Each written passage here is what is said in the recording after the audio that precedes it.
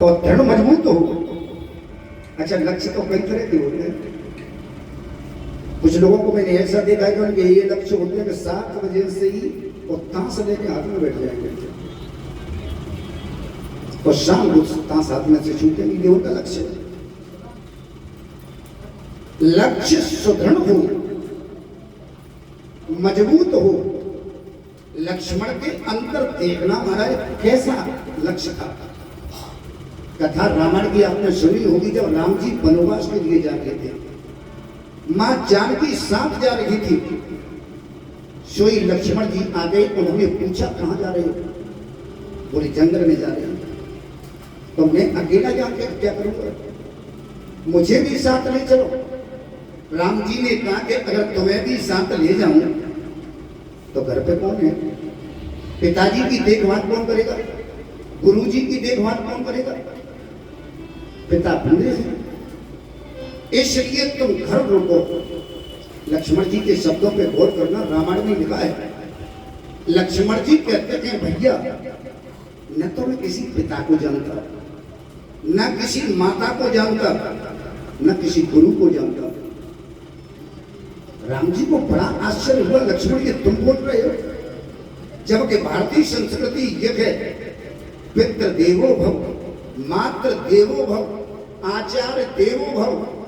और तुम कहते हो हम माता पिता को मानते ही नहीं, जानते ही नहीं। और वो भी राम का भाई कहे। लक्ष्मण जी ने चरण पकड़ लिए। बोले महाराज मैं ये नहीं कह रहा। तो माता पिता तो हैं, लेकिन ध्यान रखो मोरे सवई एक तुम स्वामी, मोरे सवई एक तुम स्वामी, दीन बंधु पुर अंतर जामी। ऐसी बात नहीं है कि मैं माता पिता नहीं मान रहा।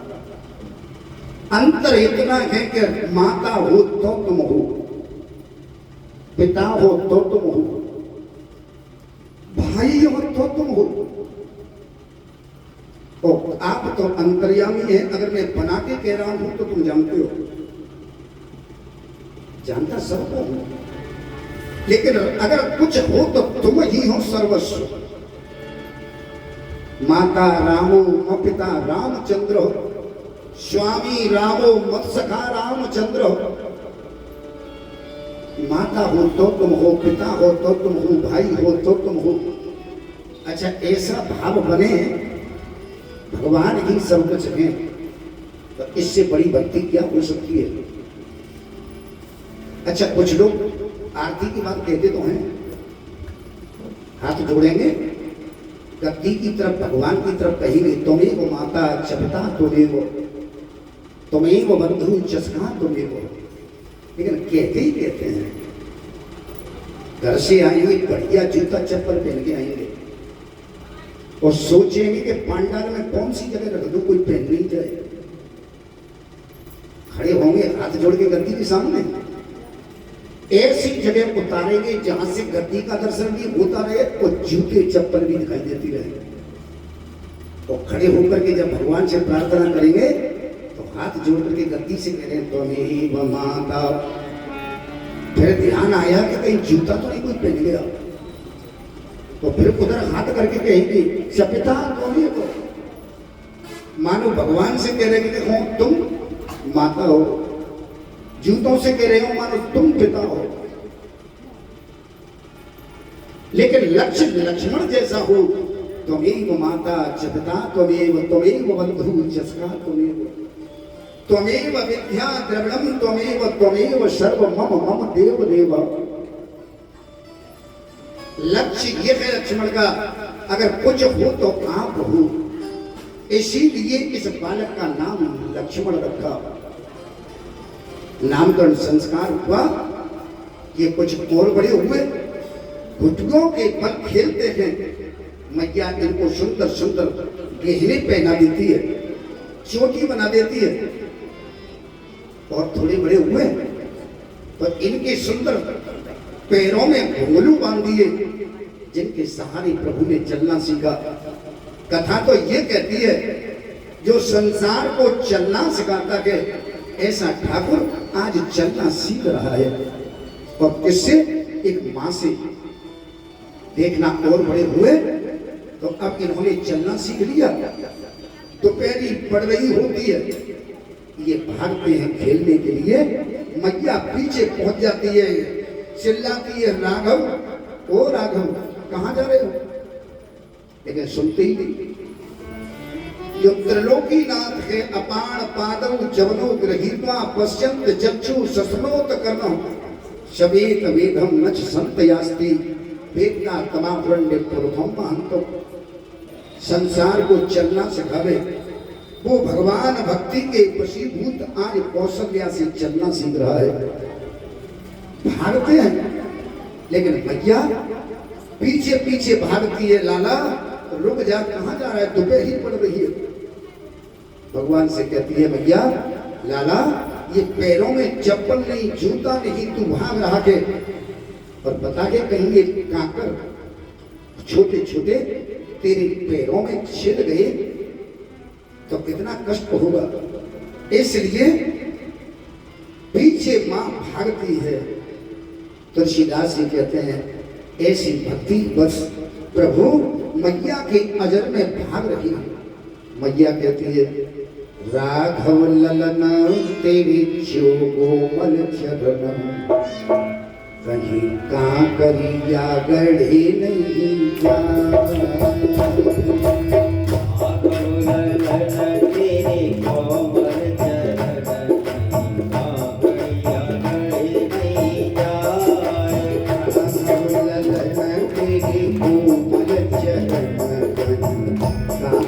गढ़े नहीं जाए।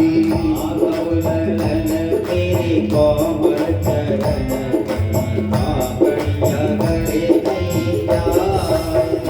नवराची वचरण अनुधारी नवरादेव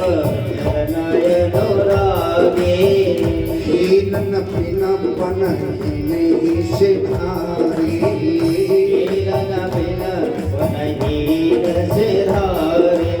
नीरजनयन मोद मंगल आयन लाल तेरी मैंने बनाई। तेरे कोमल चरण कांकरिया गढ़े नहीं जाए। तेरे कोमल चरण कांकरिया गढ़े नहीं जाए।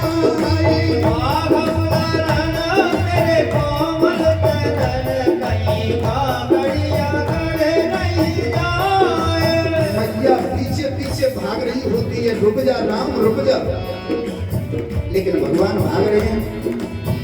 रवि कर उदय शीस नहीं छाई, रवि कर उदय शीस नहीं छाई।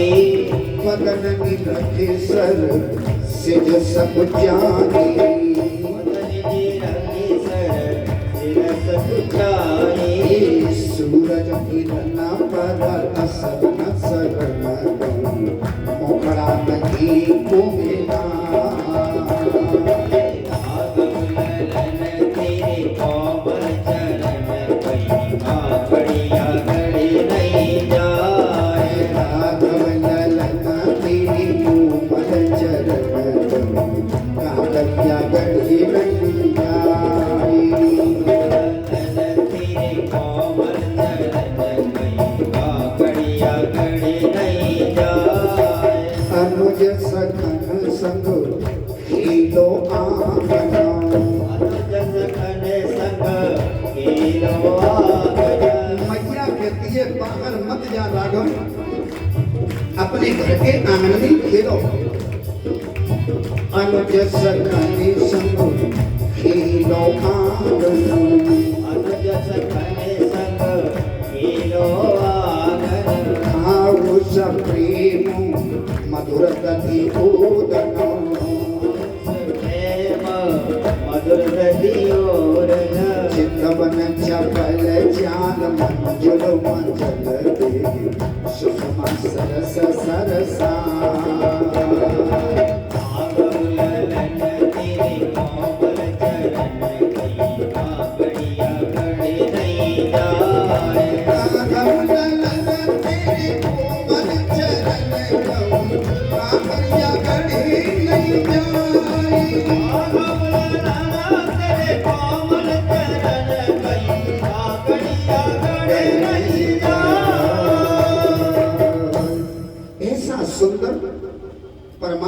अपनी बाल लीला कर रहे हैं। अब देखना और बड़े हुए। उस समय पर धरती के ऊपर पाप पड़ा हुआ था। अब पाप क्या था? यहाँ भारतवर्ष के अंदर आतंकी पहले भी घुसे आए थे, ये आदि नहीं आ गए। विदेशी आकर के बिहार में बस गए थे। इनका मुख्य सरगना लंका पे राज्य करता था रावण। भारतवर्ष के अंदर से इसने धर्म बंद करा दिया। न कहीं भंडारे होते थे, न कहीं कथाएं होती थी, ना ही हवन होते थे, ना कोई जाप कर सकता था। माने धर्म के ऊपर बैन लग चुका था उस समय। रावण जब ये देखता था कि यहाँ भजन हो रहा है, यज्ञ हो रही है या पूजा हो रही है, तो स्वयं हाथ में गदा लेकर के भागता था। जंगल के अंदर एक महात्मा जी रहते थे जिनका नाम था विश्वामित्र। ये गाधी के पुत्र थे। इन्होंने देखा कि तो धर्म के ऊपर कुठाराघात हो रहा है, तो संत मन में विचार करते हैं यज्ञ तो पूरी होनी चाहिए नहीं, लेकिन कौन करावे? तो आज इनको आभास हुआ अयोध्या में राजा दशरथ के यहाँ जो बालक है वो साक्षात ईश्वर है, तो क्यों नहीं मैं उनको ले आऊं। अच्छा, कुछ लोग ये कहते हैं जब जब कष्ट आता है धर्म के ऊपर तब संतों को ही चिंता होती है। लोग ये कहते हैं कि संतों को राजनीति नहीं करनी चाहिए, लेकिन महाराज मैं तो ये कहूंगा जिस दिन ये संत राजनीति में नहीं होंगे धर्म ही नहीं रहेगा। देखना उस जमाने में भी इस देश की किसी को चिंता हुई तो एक महात्मा को हुई, नहीं तो राजा दशरथ जैसे राजा चक्रवर्ती, राजा जनक जैसे चक्रवर्ती राजा। लेकिन तब भी इस भारतवर्ष से धर्म लोप होता जा रहा था। तब देखना गोस्वामी जी कहते हैं गाधी तनय मन चिंता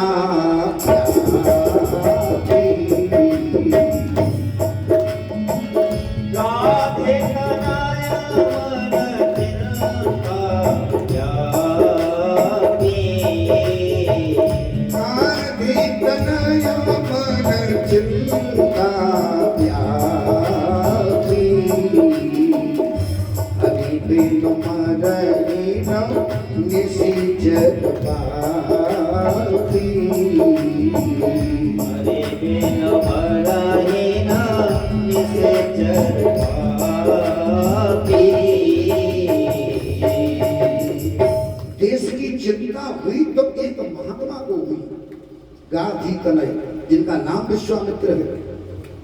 उनको ये चिंता व्याप रही है यहां से धर्म जा रहा है, इसलिए उन्होंने विचार किया राम जी को मांग लो। विश्वामित्र अकेले ही चल दिए और आ गए कहां? जहां पर ये सुंदर सरयू बहती है, अयोध्या के निकट सरयू में स्नान किया और सीधे जा रही है राजसभा की तरफ। और जो ही महाराज पहुंचे, पता चला राजा दशरथ को मेरे दरवाजे पर ऐसे महात्मा आए थे जो तीनों लोगों की बात जानते हैं।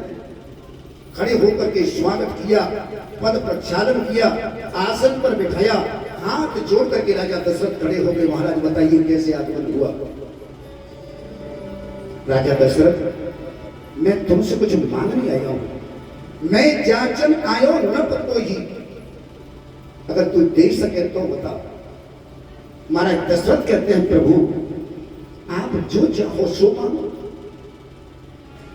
आपकी जो इच्छा हो, धन बल जो कुछ चाहिए आप बताओ तो सही। आहा, क्या बोले महाराज विश्वामित्र, अगर देना ही चाहते हो तो अपने बड़े पुत्र राम को दे दो और लक्ष्मण दोनों को दे दो। एकदम आंखों में आंसू आ गए। महाराज ये तुम क्या मांग रहे हो? जरा सोच समझ के मांगते, पर तुम्हें नहीं पता चौथे पन पाए हूं सुतचारी, प्रवचन नहीं कहीं विचारी ब्राह्मण देवता, आपने जान करके मांगा नहीं, अनजान में मांग रहे हो। जिनका जन्म मेरे घर में बुढ़ापे में हुआ, चौथे पल में हुआ, ऐसे राम लक्ष्मण को तुम्हें दे दूं? आप सोच के तो मांगते कुछ। दूसरी बात ये है महाराज, सब सुत मोहि प्राण की नाही, परिराम देत नहीं बनई गुसाई। हालांकि सब पुत्र मुझे प्राणों से ज्यादा प्रिय है, लेकिन ये राम तो दिए ही नहीं जाते। हमारा जीवन राम के अधीन है, राम नहीं होंगे तो हम जिंदे नहीं रहेंगे। सभा बैठी थी, विश्वामित्र सोच रहे हैं ये क्या बोल रहे हैं। अरे भैया, मैंने नाम सुना था तुम सूर्यवंश के प्रतापी राजा हो, और 2 बालक ही तो तुम्हारी मांग रहा हूं। बोले महाराज ये नहीं दे सकता, संसार के अंदर जो 2 अक्षर की वस्तुएं हों वो सब मांग लो, लेकिन इन दोनों को मत मांगो। तुलसीदास जी के काव्य की विशेषता देखना, उन्हीं 2 चीजों का नाम लिया, मांगो भूमि धेनु धनु कोसा, सो मैं देहूं आज से रोसा। संसार में 2 अक्षर की वस्तुएं, मांगो भूमि, ये भूमि में नहीं भी तो 2 ही अक्षर है। धेनु कहते हैं गाय, गाय में भी 2 ही अक्षर है। धन, धन में भी 2 ही अक्षर है। कोष मांग लो, 2 ही अक्षर है।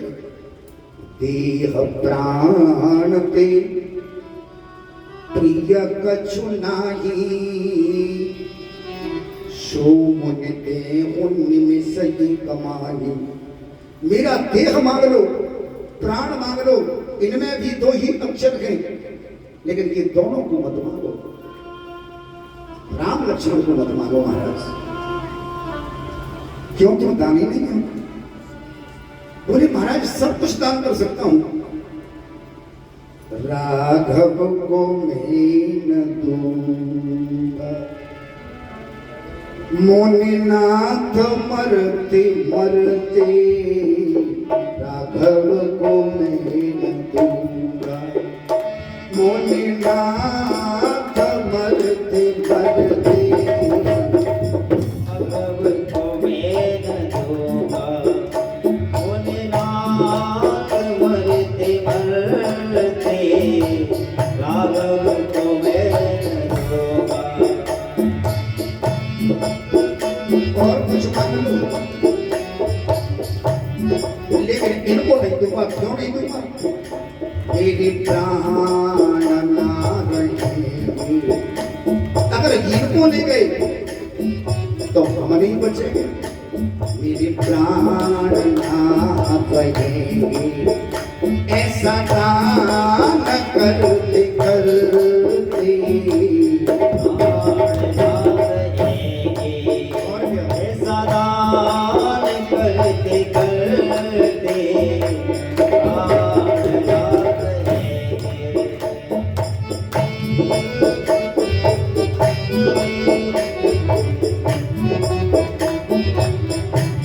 राजा दशरथ लकीर भर के कह रहे, रोते हुए, जल के बिना कदाचित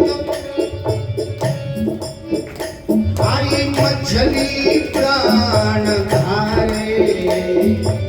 होता नहीं है सब, बिना पानी के मछली जिंदा नहीं रहेगी, लेकिन हो सकता है कि वो भी जिंदा बनी रहे, लेकिन राम के बिना मैं जिंदा नहीं रहूंगा।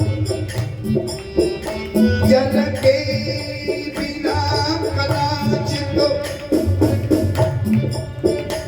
आई मछली प्राण धारे, जल के बिना कदाचित आई मछली प्राण धारे, पर मैं न जी सकूंगा,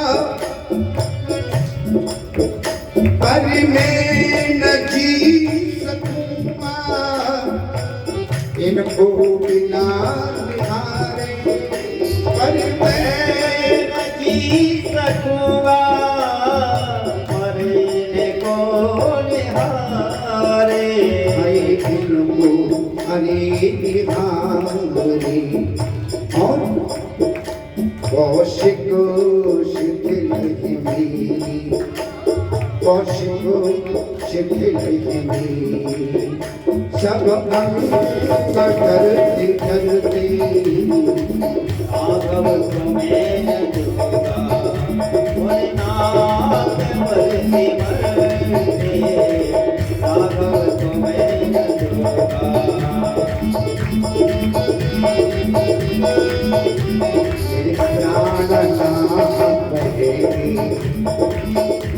ये प्राण ना बहेगी, ऐसा दान करते करते प्राण ना रहेगी, मेरे प्राण ना रहेगी, ऐसा दान करते करते प्राण ना रहेगी। महाराज दशरथ कहते हैं विश्वामित्र पहले ये सोच लिया होता, मेरे घर में मुझे जो संतान मिली वो बुढ़ापे में मिली, और ऐसे ही नहीं मिल गई। कैसे मिली? पुत्रेष्टिया की करके सुतचारी में पाए, दिया की करके सुतचार में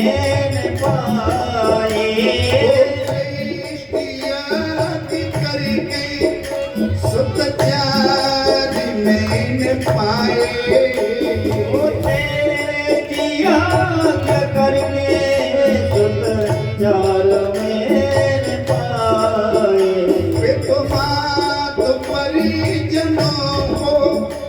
श्री राम ने जियाए, मात परिजनों को श्री राम ने गवाए। लोचन चकोर तनव, लोचन चकोर तनव, छवि पान करते करते राघव तुम्हें न दूंगा, मुनि राज भरते भरते, राघव तुम्हें न दूंगा। मेरे प्राण ना रहेंगे, हाय प्राण ना रहेंगे, ऐसा दान करते करते राघव तुम्हें न दूंगा, मुनि राज भरते भरते, राघव तुम्हें न दूंगा।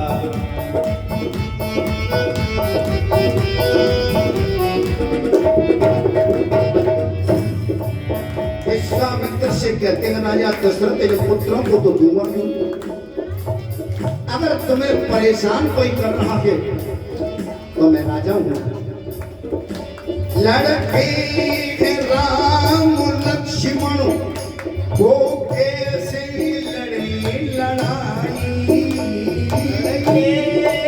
राम लक्ष्मण कैसे लड़े लड़ाई, लड़के हैं राम लक्ष्मण, वो कैसे लड़े लड़ाई, लड़के हैं राम लक्ष्मण कैसे लड़े लड़ाई, आंखों के दोनों तारे आई देते न बने गुसाई, आँखों के दोनों तारे देते न बने गुसाई।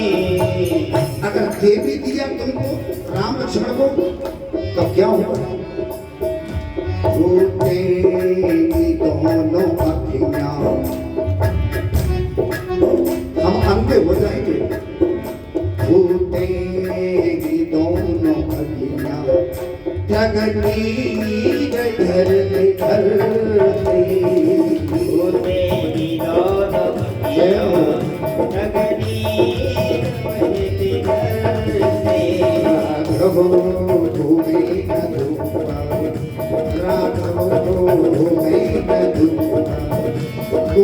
मरते मरते राघव तुम्हें न सोता मोहि नाथ मरते मरते राघव तुम्हें न सोता। राजा दशरथ ने कहा गुरुदेव अगर तुम चाहो तो सेना भेज दूं, तुम चाहो मैं चलूं, लेकिन राम लक्ष्मण को नहीं दूंगा। विश्वामित्र ने देखा कि तुम मुकर गए। गुरु वशिष्ठ सामने बैठे थे, हाथ इशारा किया, क्यों महात्मा जी हम वापस चले गए।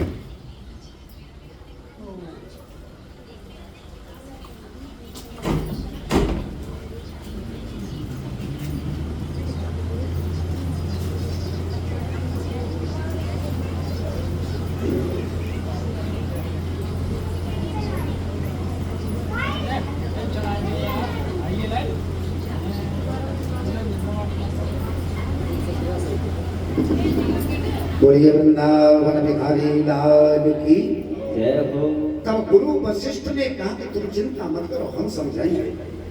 गुरु वशिष्ठ ने कहा कि राजन ये कोई ऐसे वैसे महात्मा नहीं है, हमारे कहने से तुम दोनों बच्चों को इनके साथ कर दो। सबसे बड़ी फायदा तो ये मिलेगी कि संतों के साथ रहेंगे, इनके अंदर संस्कार होंगे। दूसरी बात यह है कि इन्हें तुम अपना बालक ही मत समझो, ये महाबलवान है। इनके संशय को दूर किया गुरु वशिष्ठ ने, तो बोले महाराज फिर ले जाओ। राम लक्ष्मण दोनों को बुलाया, जो अभी छोटे ही हैं, ज्यादा बड़े नहीं है। हाथ में धनुष बाण है।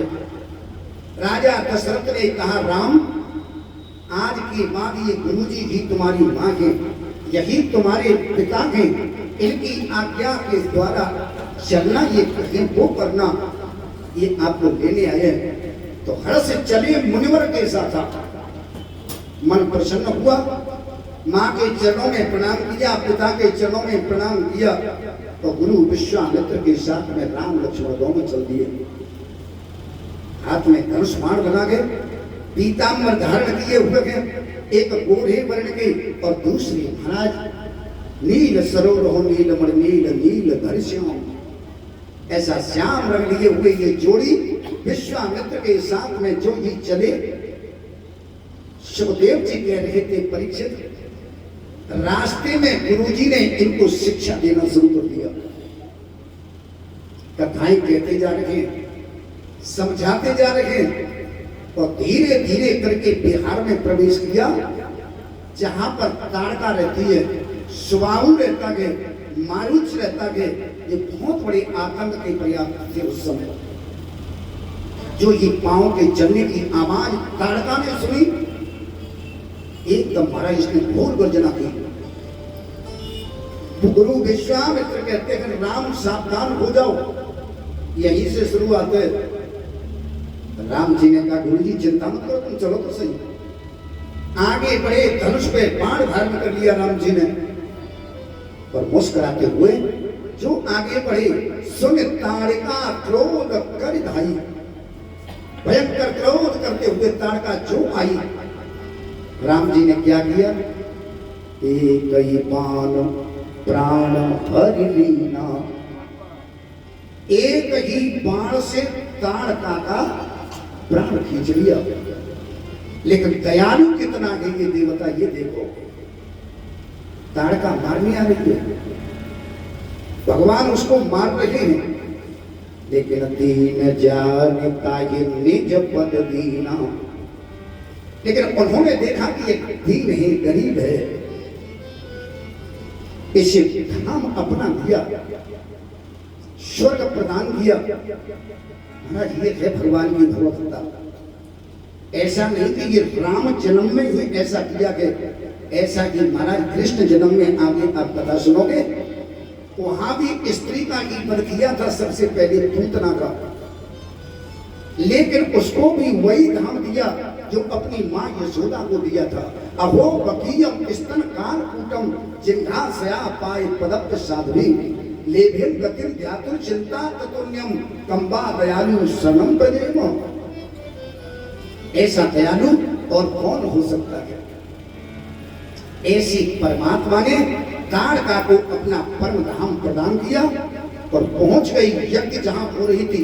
राम जी कहते हैं गुरु जी निर्भय होकर के आप यज्ञ करिए, मैं आपकी यज्ञ की रक्षा करेंगे। हम दोनों हाथों में धनुष बाण लेकर के इधर उधर खड़े हो गए, यज्ञ शुरू हो गई। सनातन धर्म पर तो पहले से प्रहार होता है, अधर्मी पहले भी थे आज भी है। आज जैसे कि हवन शुरू हुआ, सुहा सुधा की ध्वनि उठी, जो महाराज सुबाहु नाम का राक्षस दौड़ करके आया, लेकिन भगवान ने एक ही बाण से इसका वध किया। मारीच आया, भगवान सोच रहे हैं कि आगे की लीला में इस पात्र की जरूरत पड़ेगी, इसलिए बिना फर का बाण मारा, जिससे लंका में जाकर के गिरा। पृथ्वी के भार को दूर करते जा रहे हैं। रोजाना यज्ञ हो रही है पर राक्षस अब कोई सामने नहीं आ रहा। यज्ञ पूर्ण हुई, अच्छा करते क्या है, यज्ञ में रहते हैं, यज्ञ पूरी होती है। गुरुजी जब सो रहे होते हैं तो चरणों की सेवा कर रहे हैं राम और लक्ष्मण। एक दिन की बात, पैर दबा रहे थे और पैर दबाते ही दबाते विश्वामित्र ने कहा राम, बोले हाँ, यहां से थोड़ी दूरी रह गई है जनकपुरी की। वहां के राजा के जनकराज, उनके एक कन्या है, उस कन्या का वो स्वयंवर कर रहे हैं, जो धनुष यज्ञ के नाम से हो रही है। आप देखना चाहोगे?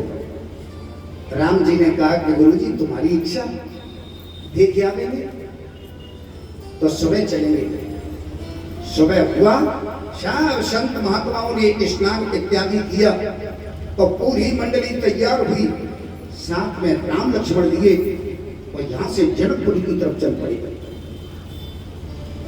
विश्वामित्र इनको लेकर के जा रहे थे। रास्ते में देखा कि एक स्थान है और ऐसा सुंदर आश्रम जहां वृक्ष खड़े हैं, लता पताता हरियाली छा रही है, लेकिन वहां कोई है नहीं। राम जी को आश्चर्य हुआ, ऐसा सुंदर आश्रम, ना कोई संत, ना कोई महात्मा, ना कोई गृहस्थ। राम जी पूछ बैठे गुरुजी, ये आश्रम बड़ा दिव्य आश्रम है, पावन पवित्र दिखाई दे रहा है, लेकिन यहाँ कोई रहता नहीं है। गुरुजी ने कहा क्या बताऊं बेटा, ये सामने ये तुम पत्थर देख रहे हो?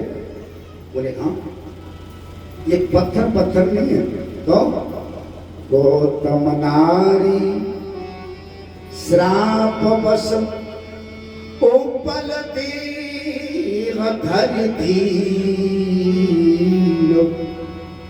चरण कमल रज चाफती, जप कृपा करो मति धीर। इसका नाम अहिल्या है। एक गौतम नाम के महात्मा थे, उनकी पत्नी है। तो जी तो पत्थर है। बोले पति ने श्राप दे दिया, इसलिए पत्थर की हो गई। कथा अन्य पुराणों में आती है। ये इतनी सुंदर थी, इनको देख करके इंद्र मोहित हो गए थे और इंद्र ने अपने मन में विचार किया कि जंगल में रहते थे पति पत्नी दोनों, गौतम जी और उनकी पत्नी अहिल्या।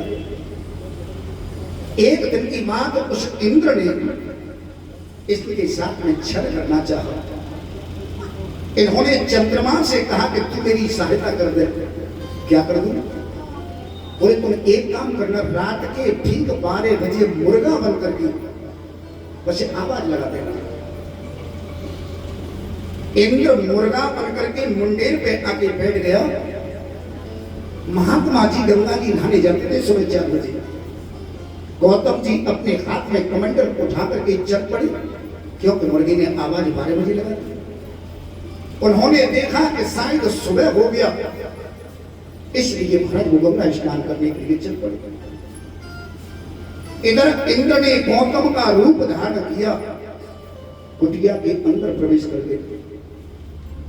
इधर जैसे ही गंगा में गोता लगाने के लिए गौतम जी ने कमंडल बोरा, गंगा में से आवाज आई, बेटा आज इतना जल्दी आ गए तुम?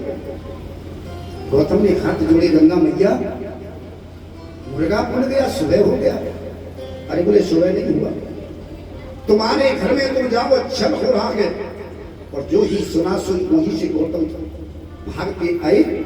गौतम जी को देख करके ये छत पे से उड़ता हुआ ये मुर्गा दिखाई दिया। गौतम जी ने कहा, रुक जा, तू है कौन? त्रिकालदर्शी महात्मा के चंद्रमा गिड़गिड़ाने लगा।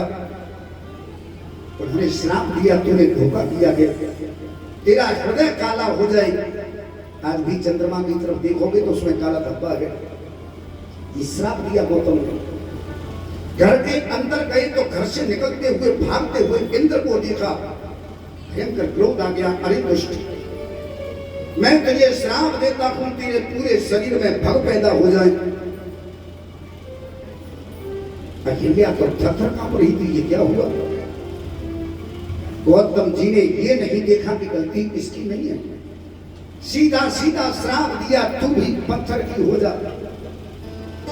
अहिल्या ने चरण पकड़ लिए, महाराज मेरी गलती तो कुछ नहीं थी, लेकिन फिर भी आपके इस श्राप को मैं स्वीकार करती हूँ। बस इतना बता दो, पत्थर बनने के बाद मेरा कल्याण उद्धार कब होगा? बोले जिस दिन भगवान श्री राम आएंगे, तेरे ऊपर अपना चरण रखेंगे, तब तेरा कल्याण होगा। ये सामने पड़ी हुई राम वही गौतम की नारी है, आपका रास्ता देख रही है, इसको थोड़ा सा पैर लगाओ। राम जी ने तो मना किया, हम क्षत्रिय हैं, ये ब्राह्मण है, मैं पैर लगाऊंगा डर जाऊंगा। लेकिन गुरु जी कहते नहीं बेटा, आज ये तेरी परीक्षा है। राम जी कहते कैसी परीक्षा? बोले गुरु को अधिकार होता है शिष्य की परीक्षा करना। तो बताइए महाराज क्या परीक्षा लेना चाहते हो? बोले परीक्षा ये है, एक समय पर एक भक्त ने पत्थर के खंभे में से भगवान को प्रकट कर दिया था। आज मैं ये देखना चाहता हूं, क्या भगवान भी पत्थर में से भक्त प्रकट कर सकता है कि नहीं? प्रहलाद ने नरसिंह को प्रकट किया था, और जो ये कहा, राम जी ने थोड़ा सा पैर ऊपर किया और उसकी रज पत्थर पर गिरी। पर सतपद पावन शोकन सावन प्रगट भई तप पुंज सही। पैर के लगते ही पत्थर में से दिव्य नारी बन गई, स्त्री का रूप। आज प्रभु को सामने देखा तो चरणों से लिपट गई, बार बार हर चरण पड़ी, चरणों में गिर गई। महाराज पैर पकड़ के कहती है, आज मुझे बड़ी खुशी हुई प्रभु। क्यों?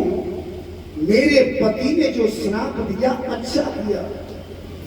मुने श्राप जो दीना अति फल कीना, परम अनुग्रह में माना। अगर वो श्राप नहीं देते तो आपका दर्शन नहीं होता। आपने बड़ा अच्छा किया, मेरे पति ने जो श्राप दिया, आज मैं पत्थर की थी, आपने मेरा कल्याण कर दिया। बार बार चरणों में गिरी और उसकी बात अपने पति के धाम के लिए चली गई। कथाकार कहते हैं, भगवान का अवतार धरती पर केवल इसलिए ही नहीं होता, इसके कई कारण होते हैं। भगवान एक प्रकरण में अधमों का उद्धार करते हैं, एक प्रकरण में पृथ्वी के ऊपर छाए अधर्मियों का विनाश करते हैं। इसीलिए तो गीता में लिखा गया, यदा यदा धर्मस्य ग्लानिर्भवति भारत अभ्युत्थानम् अधर्मस्य तदात्मनं सृजाम्यहम् परित्राणाय साधूनां विनाशाय च दुष्कृतां धर्म संस्थापनार्थाय संभवामि युगे युगे। भगवान का अवतार ही इसलिए होता है, ऐसा नहीं कि भगवान धरती पर ही नहीं, भगवान सब जगह है, हर व्यापक सर्वत्र समाना। ऐसी कोई जगह बाकी नहीं है जहां भगवान ना हो। लेकिन दिखाई नहीं देता। ऐसे मान के चले जहां बिजली के तारों में बिजली का करंट तो होता है लेकिन दिखाई नहीं देता, क्योंकि वो उस समय पर निराकार है, दिखाई नहीं देता। ऐसे भगवान निराकार है, संसार में सत्ता तो है लेकिन दिखाई नहीं देता। तार में लाइट तो है लेकिन दिखाई नहीं दे रही। अच्छा, दिखाई कब देगी? जब वो साकार बने। वो साकार कब बनेगी? जैसे ही बोर्ड में जाकर के हम अपना बटन दबाएंगे, बल्ब में बिजली आएगी, बल्ब जलेगा, तब पता लगेगा बिजली आ गई। इसी प्रकार से परमात्मा हर जगह पर है, लेकिन वो साकार कब होगा? जब महाराज कोई बटन रूपी भक्त पैदा हो जाए, तब परमात्मा दिखाई दे। बल्ब रूपी कोई भक्त पैदा हो जाए, तब वो परमात्मा दिखाई दे। तो धरती के ऊपर महाराज भक्तों ने तो भगवान को प्रकट किया है। अच्छा, एक बात और ध्यान दें, हम शास्त्रों को उठा करके देखते हैं, ज्ञानियों को भगवान बहुत कम मिले हैं। जो सरल हृदय होते हैं, सीधे लोग होते हैं, जिनके अंदर भगवान के प्रति प्रेम होता है। अच्छा, भक्ति कहती है इसको, भक्ति नाम उसका है सा परानुराग हृदय ईश्वरी। भगवान से प्रेम बढ़ जाए। भगवान को चाहिए कुछ नहीं। देखो, जो चीज भगवान को नहीं चाहिए वो हम भगवान को दे रहे हैं, और जिस चीज की जरूरत संसार को नहीं है उस संसार को दे रहे हैं। हम 56 भोग भगवान को लगाते हैं। भगवान कब कहते हैं 56 लगाओ? भगवान भोग के भूखे नहीं, भगवान तो प्रेम के भूखे हैं। उनको प्रेम चाहिए। उनके लिए महाराज इन चीजों की आवश्यकता ही नहीं, लेकिन उल्टा कर रहे हैं। संसार जो है इसको हम प्रेम कर रहे हैं, जबकि प्रेम की जरूरत तो भगवान से करने की है। सा पराग हृदय ईश्वरी। सांप लिखा रामायण में, मिले ही न रघुपति बिन अनुरागा, और किए कोट जब जोग विरागा। चाहे तो भागवत कराओ, चाहे भागवत की कथा सुनो, चाहे भंडारे करो, लेकिन जब तक भगवान के प्रति प्रेम नहीं होगा और सहज प्रेम न हो, तब तक परमात्मा की कृपा हो नहीं सकती। सहज प्रेम का अर्थ क्या है? सहज प्रेम का अर्थ है किसी के कहने से प्रेम ना हो। अच्छा, आप ये बताओ, ये कमल सूर्य को लेकर के क्यों खिलता है? क्यों? उसका सहज प्रेम है। लेना देना उससे कुछ नहीं है, लेकिन उसका वो सहज प्रेम है। एक मां विदेश गए हुए बालक को हर वक्त प्रेम करती है, क्योंकि उसका वो सहज प्रेम है। अच्छा, उधर से बालक फोन करे, मैया मैं घर आ रहा हूं, तेरे लिए क्या ले आऊं? मां क्या कहेगी? मां ये कहेगी, बेटा मुझे कुछ नहीं चाहिए, तू चाहिए, तू आ जा। इसी प्रकार से जो भक्त भगवान को केवल प्रेम से पुकारता है, भगवान वही प्रकट होते हैं। और मैंने अभी कहा था कि जो सर्व चित्त होते हैं उनको भगवान मिलते हैं। एक दृष्टांत मुझे याद आ गया कि अपने कलयुग का ही, और सत्य कथा है अपने वृंदावन की। एक वृंदावन में एक महात्मा जी घूमा करते थे, और कभी मंदिर में नहीं जाते थे। मंदिर से बाहर से एक हाथ जोड़ते निवेदन करते, लोग उनको जज साहब कहते थे। किसी ने पूछा कि महाराज जी इनको जज क्यों कहते हैं? बोले ये जज ही थे पहले, अब तो नहीं रही। तो फिर इन्होंने ये संत का चोला क्यों पहना? बोले इनके साथ में एक घटना घट गई थी। क्या घटना थी? जिस जगह पर ये नियुक्त थे, जज थे, उसी क्षेत्र में एक गांव पड़ता था, और उस गांव के अंदर एक आदमी रहता था, जाति से केवट था। और वो महाराज केवट इतना सरल और सीधा, बिना पढ़ा लिखा, लेकिन भगवान से बड़ा प्रेम करता था। अगर लोग ये पूछते थे, अच्छा भोला था, तो लोगों ने भोला ही कहना शुरू कर दिया। अगर ये पूछे कि भोला वहां के 10 लोग बैठे थे, क्या बातचीत हो रही थी? तो एक ही बात कहता था कि रघुनाथ जी जाने। कोई भी बात होती बोले रघुनाथ जाने। रघुनाथ के सिवा वो किसी को जानता ही नहीं था। उसके एक कन्या थी, 2 बालक थे। कन्या विवाह के योग्य हुई तो बालकों ने कहा पिताजी ये विवाह के योग्य हो गई बहन, इसका विवाह करके किया जाए। बोले कर दो, तो पैसा तो है ही नहीं। बालकों ने कहा पिताजी तुम गांव के सेठ के पास चले जाओ, उनसे कुछ कर्जा ले आओ, हम कमा करके दे देंगे। भूला गया, सेठ जी से जाकर के बातचीत की और सेठ जी ने महाराज इनको धन दे दिया जितनी आवश्यकता थी, और पैसा लेकर के आए, लाकर बच्चों को दिया। उस पैसे से उस कन्या का विवाह हुआ। कन्या ससुराल गई। अब भोला ने सोचा कि घर में रहकर के करेंगे क्या। अपना बोरिया बिस्तर बांधा, गांव से बाहर एक रघुनाथ जी का मंदिर था, उस मंदिर पे पहुंच गए। मंदिर पे ही बैठ करके भगवान का भजन शुरू कर दिया। मंदिर के पुजारी ने कही यही रोकोगे? बोले हम तो यही रुकेंगे। एक कोठरी दे दी, आराम से रहो, भजन पूजा करो। धीरे धीरे करके समय जब बीता, बच्चों ने पैसा इकट्ठा किया। एक दिन आकर के कहा पिताजी ये पैसा ले जाओ, सेठ जी का हिसाब चुकती करके आओ। उस पैसे को लेके गए, सेठ जी से जाकर के कहा कि महाराज अपना हिसाब देख लो, और ब्याज के समेत पाई पाई से पूरा पैसा दे दिया। सेठ ने पैसा तिजोरी में रखा, रसीद बनाई और जिस पे लिखा पाई पाई से पैसा प्राप्त हुआ, अपने दस्तखत कर दिए। रसीद फाड़ करके भोला के हाथ में दे दी और भोला से कहा पढ़ो क्या लिखी है, क्या लिखा है। अब भोला पढ़ा लिखा नहीं था। उसने कहा कि महाराज रघुनाथ जी जाने। सेठ ने सोचा ये पढ़ा लिखा आदमी नहीं है, इससे पैसा दोबारा भी तो लिया जा सकता है। बेईमानी पेट में आई और कहा कि ये रसीद हमें दो, हमारे लिए जरा पानी भर के लाओ। बेचारा जब तक पानी भरने के लिए गया तब तक वो रसीद उन्होंने फाड़ी तो नहीं, लेकिन बही में रख ली, डायरी में। और जब आ गया भोला पास में, तो एक कोरे कागज पे वैसे ही कलम चलाई और दे दिया। उसने समझा रसीद ही है। उस कागज को लाकर के मंदिर में, रघुनाथ जी के मंदिर में, रघुनाथ जी के चरणों में रख दिया। हाथ जोड़े प्रभु आज मैं कर्जे से मुक्त हो गया। संदूक में लाकर के रख दिया। देखना महाराज, इस सेठ ने मुकदमा दायर कर दिया। मैंने पैसा दिया लेकिन मुझे प्राप्त नहीं हुआ।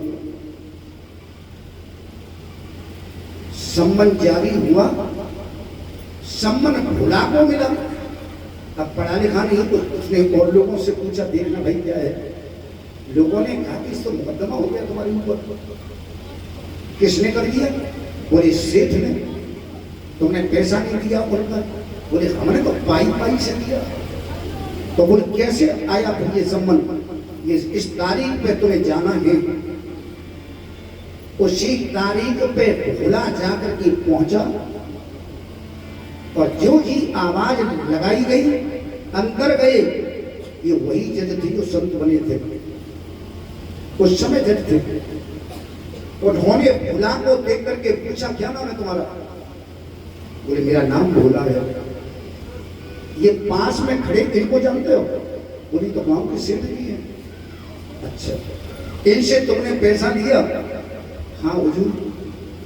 वापस क्यों नहीं दिया? बोले पाई पाई से दिया। जज साहब ने कहा कि तुमने पैसा वापस किया है, कोई प्रमाण है? तो निकाल करके वही कागज दे दिया कि रसीद है। जज साहब ने रसीद देखी, बोले इसमें तो कुछ लिखा ही नहीं, ये तो वैसे ही है। भोला ने कहा तो फिर रघुनाथ जाने। वो आंखों से झर झर आंसू निकल गए। जज साहब बड़े धार्मिक थे, उन्होंने देखा कोई कारण तो है। उन्होंने कहा भोला रो मत। तो जिस समय पर तुमने ये पैसा दिया वापिस, उस समय और कोई था? तो उसकी वही टेक थी। बोले रघुनाथ अच्छा जाओ, अब की तारीख पे आना। और दूसरी तारीख दे दी। जब ये चले गए, जज साहब ने सोचा कोई रघुनाथ इनके गांव का होगा, रघुनाथ के नाम से सम्मन जारी कर दिया। चपरासी सिपाही उस सम्मन को लेकर के गांव में पहुंचा। लोगों से पूछा कि ये रघुनाथ कहां मिलेंगे? लोगों ने कहा हमारे गांव में तो कोई रघुनाथ नहीं है। पूरे गांव में घूम के आए, अब कोई रघुनाथ हो तो बता दो। एक समझदार आदमी था, उसने कहा इधर आओ। हाँ किससे मिलना है? बोले रघुनाथ से। बोले रघुनाथ तो गांव में कोई नहीं है, लेकिन रघुनाथ का मंदिर जरूर है। तो बोले वहीं ले चलो। आज रघुनाथ जी के मंदिर पे उस चपरासी को लेकर के वो गांव के सज्जन आए। सीढ़ियों पर बैठे थे महाराज वहां के पुजारी। उन पुजारी के हाथ में ला करके सम्मन दे दिया। पुजारी ने जो सम्मन पढ़ा, विचार किया जब रघुनाथ जी के नाम से आया एक गवाह के लिए, अब रघुनाथ जी ने ही मंगाया होगा तो हम ही काय को वापिस करें। दस्तखत उन्होंने कर दिए, माने वो सम्मन तामील हो गया। जब ये चला गया, आज उस सम्मन को लेकर के वो पुजारी राम जी के दरबार में गई, उनके चरणों में रख दिया, हाथ जोड़े प्रभु आपके भक्त आपके लिए न जाने कितनी बार पोशाक लाए होंगे, आपके भक्त आपके लिए न जाने कितनी बार भोग मिठाई व्यंजन लाए होंगे, लेकिन ये सम्मन तो पहली बार आया है, इसलिए गवाही देने जरूर जाना। प्रार्थना करके चला गया पुजारी, और धीरे धीरे करके वो दिन आ गया। पुजारी ने कहा भोला कल की तुम्हारी तारीख है, हम तो यही कहेंगे तुम आज ही चले जाओ। पैदल जाओगे? आज भोला चल दिए।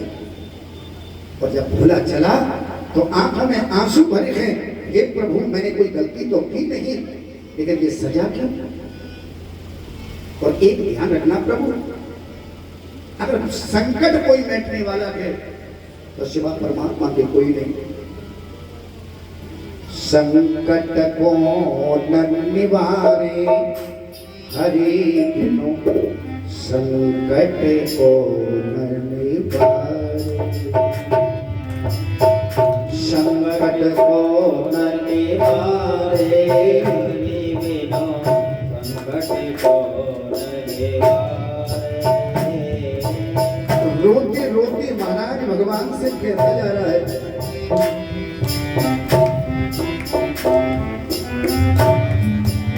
संकट को न निवारे हरि बिनु, संकट को न निवारे,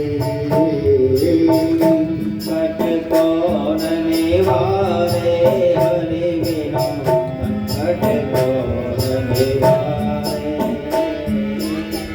साधन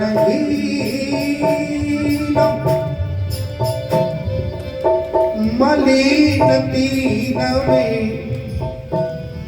जाऊं के द्वारे,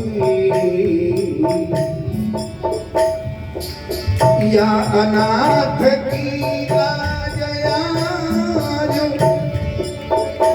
रघुनाथ जी हाथ तुम्हारे,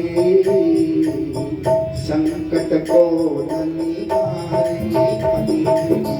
संकट को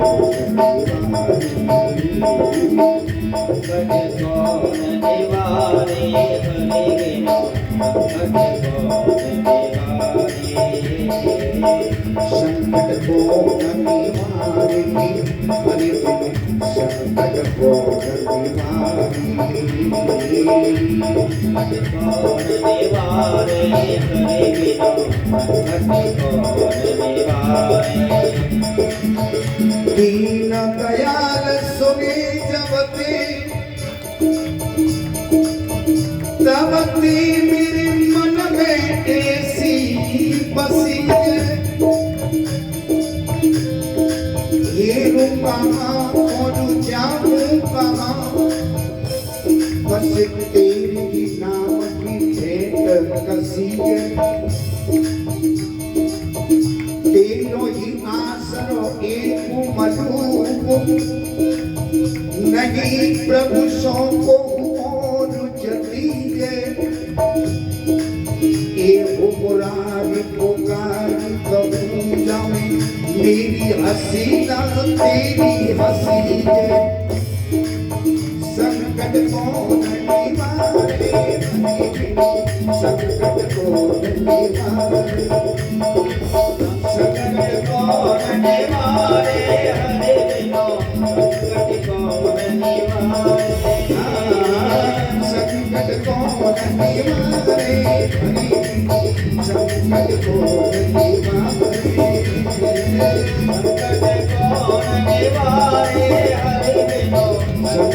को निवारे भक्त तो भगवान से प्रार्थना ही कर सकता है। रोते रोते महाराज कचहरी पे पहुंच गए।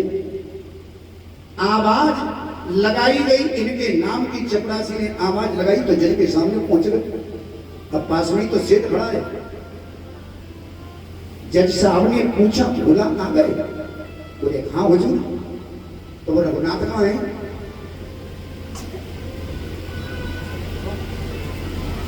जब ये कहा कि रघुनाथ कहाँ है तो भोला ने चारों ओर देखा कि किसके बारे में पूछ रहा है।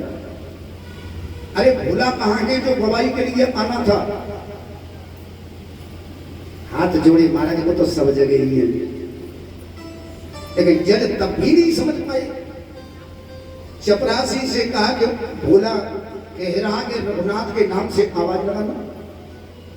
देखना महाराज, दरवाजे पर जाकर के चपरासी ने आवाज लगाई, भोला हाजिर हो, भोला हाजिर हो। जब आवाज लगाई, भोला अंदर था, रघुनाथ के नाम से आवाज लगवाई। जो गवाह बनकर के आना था उसको 3 आवाज लगाई, रघुनाथ हाजिर हो, रघुनाथ हाजिर हो, रघुनाथ हाजिर हो। ऐसे 3 नारे जो लगाए हैं, 4 लटपटी सी एक व्रत की झुकी सी देह, दुपट्टी फटी शीस बांधे धड़धाए, हाथ में छड़ी पड़ी तुलसी की ये माल, माथे पे 4 चंदन लगाए हैं। साहब के सामने विनीत चपरासी संग आज रघुनाथ जी गवाह बने आए हैं। आज रघुनाथ जी गवाह बने आए हैं। एक बिल्कुल वृद्ध आदमी फटी धोती पहने, हाथ में डंडा लिए हुए, माथे पे तिलक लगा हुआ के, शरीर पे कोई वस्त्र नहीं है, चेहरे पे झुर्रियां थी, आकर के जज के सामने खड़े हो गए। जज साहब ने पूछा क्या नाम है? बोले रघुनाथ। सेठ जी ने कहा कि ये तो हमने कभी नहीं देखा, गवाही देने आया है। क्या नाम है? बोले रघुनाथ। इनको जानते हो? बोले हाँ, ये हमारे गांव के सेठ जी हैं। इन्हें जानते हो? बोले ये भोला है। ये दोनों का जब लेन देन हुआ पैसों का, तुम्हारे सामने हुआ? रघुनाथ ने कहा मेरे ही सामने हुआ, मैं गवाही दे रहा हूं। तुम्हारे सामने हुआ तो इसका प्रमाण कुछ है, क्योंकि कानून प्रमाण चाहती है। जज साहब प्रमाण भी है। क्या प्रमाण है? बोले सेठ जी को तो यहीं पकड़ के रखो, सिपाही भेजो। जिस कमरे में, जिस ऑफिस में ये सेठ जी बैठते हैं, इनके ठीक सामने जो अलमारी है, 3रे नंबर के खाने में 36 नंबर की बही, 72 नंबर पेज पे वो रसीद आज भी रखी है। सिपाही भेजे गए। आज जो ही वो बही निकाली, वो रसीद ज्यों की त्यों रखी थी, जिस पर उसने लिखा था कि पाई पाई से पैसा प्राप्त हुआ, और नीचे सेठ जी के दस्तखत। रसीद को ला करके दिया जज साहब को। जज साहब ने जो देखा, पैसा तो पूरा तुम प्राप्त कर चुके हो, ये दस्तखत तुम्हारे हैं। अब हमारे सेठ का तो कोई बात ही नहीं। आदेश दिया इन्हें तुरंत जेल भेजा जाए। सेठ जी को जेल में भेज दिया गया। जज साहब ने देखा भोला खड़ा है, लेकिन जज मन में विचार कर रहे हैं या गवाह तो बहुत आए, लेकिन ऐसा प्रमाणित आज तक कोई गवाह आया ही नहीं। चारों ओर देखा तो अब रघुनाथ नहीं। उन्होंने कहा भोला तो रघुनाथ कहाँ है? अरे बोले महाराज तो चले गए। बोले एक बात बताओ, क्या? बोले ये रघुनाथ कहाँ रहते हैं? भोला ने कही जहां हम रहते हैं। और बोले तुम कहाँ रहते हो? बोले जहां रघुनाथ रहते हैं। अरे बोले तुम्हें एक ही गांव के हो? अरे महाराज कौन समझावे आपको, ये वो थे जिनका मंदिर है। जज साहब ने कहा कि देखने में ऐसे तो नहीं लग रहे थे कि इन्होंने मंदिर बनवाया होगा। जज साहब आप पढ़े लिखे हो, और पढ़े लिखों को भक्ति बहुत कम समझ में नहीं आती। भोला कहता है कि ये वो है जो मंदिर में विराजमान है। जो ही सुना सही जज की आंखों से आंसू निकल गए। जज साहब कहते हैं मैं पढ़ा लिखा, न्याय करने वाला, लेकिन आज तक एक झलक मुझे नहीं मिली उस ईश्वर की। लेकिन एक अनपढ़ आदमी जिसकी आज गवाह देने के लिए भगवान आए, खड़े हुए अपने अफसरों के सामने जाकर के कहा कि मैं आज इस्तीफा देता हूं नौकरी से। क्यों? रोने लग गए। बोले बात क्या है? बोले महाराज अब नौकरी करके क्या करूंगा? क्यों? शिव नारद सारद शेष कनीस के नई ध्यान में आते रहे, सोई आज विनीत अदालत में खिवटा के गवाह कहाती रही। सुख धोके उदर्श दिए को भयो, दुख नागिन जो तज जाते रहे। तो दुख क्या है? दुख ये है कुर्सी पे बना जज बैठा रहा, जगदीश खड़े समझाती रही। जिस परमात्मा की झलक पाने के लिए शेष गणेश नारद ऐसे ऐसे महात्मा घूमते रहते थे, और वो परमात्मा मेरे दरबार में आया और गवाह बन के आया। गवाही देता रहा, मैं कुर्सी पर जजाई बना रहा। अरे जिसकी अदालत में सबको जाना है, आज वो मेरी अदालत में आया। मैं अपराधी हूं और उसके बाद नौकरी छोड़ दी, वृंदावन में जाकर के रहना शुरू कर दिया, संत बन गए। लेकिन कभी मंदिर में नहीं जाते थे, और जाते इसलिए नहीं थे, मैंने अपराध किया कि अपने ठाकुर के लिए मैंने कुर्सी नहीं छोड़ी, इसलिए वो कभी दोबारा मंदिर नहीं जाते थे। मेरे कहने का तात्पर्य है, अगर भक्ति हो, प्रेम हो, सरल हृदय हो, श्रद्धा हो, तो भगवान कोई सातवीं मंजिल पर थोड़ी बैठे। लोगों ने तो ये कहना शुरू कर दिया है भगवान कहीं नहीं होते, लेकिन ध्यान रखना, अगर वो परमात्मा नहीं होगा तो ये पत्ता नहीं हिलेगा।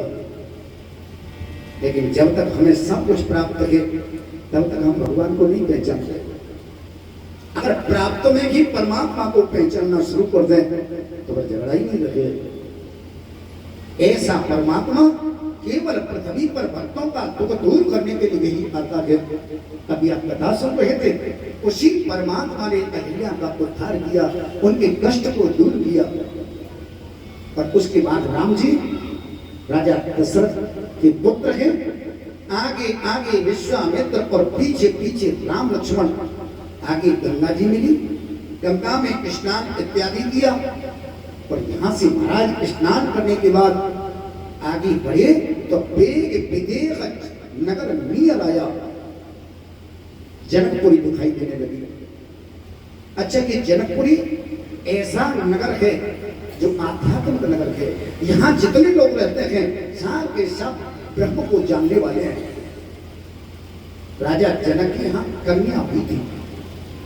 अच्छा, राम जी प्रकट हुए हैं और सीता जी भी प्रकट ही हुई हैं।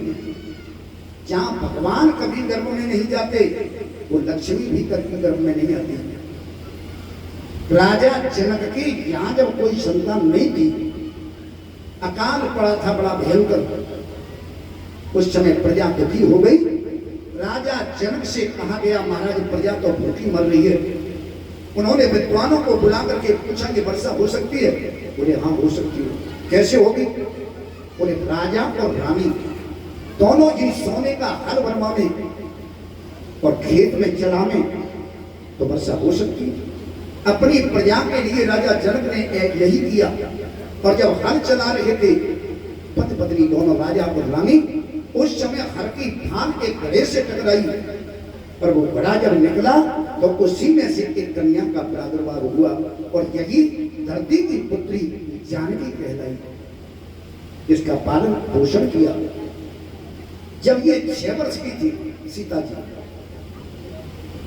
भगवान शंकर का एक दिया हुआ धनुष राजा जनक के यहाँ था। राजा जनक ने जब तप किया था शंकर जी का, तब शंकर जी ने कहा था क्या चाहिए तुम्हें? बोले मुझे कुछ नहीं चाहिए, केवल परमात्मा का दर्शन चाहिए। तो उन्होंने कहा कि ये पिनाक ले जाओ, ये धनुष, इस धनुष के आधार से तुम्हारे यहाँ साक्षात भगवान आएंगे। उसकी पूजा करते थे राजा जनक धनुष की, इसी के सहारे मुझे भगवत प्राप्ति होगी। अच्छा, जब रोजाना पूजा होती थी तो साफ सफाई की जाती थी, वहां लीपा जाता था। लेकिन धनुष इतना भारी हो गया था कि वो धनुष किसी से हिलता तक नहीं था। सेवक जाते थे, चारों ओर झाड़ दिया तो चारों ओर लीप देते थे, लेकिन नीचे किसी ने नहीं लीप पाया। एक दिन की बात, राजा जनक बैठे थे, उन्होंने देखा कोई सेवक दिखाई नहीं दे रहा, तो वहां जानकी जी बैठी थी, 6 वर्ष की कन्या। राजा जनक ने कहा बेटी एक काम कर दो, क्या? आज मुझे कोई सेवक दिखाई नहीं दे रहा, तुम जाकर के धनुष के पास थोड़ा सफाई कर दो, मैं पूजा करने के लिए आ रहा हूं। जानकी जी ने कहा आज मैं कर देती हूँ। जानकी जी गई, उन्होंने जाकर के देखा कि चारों ओर रोजाना लीपा जाता है, लेकिन धनुष के नीचे नहीं लीपा जाता।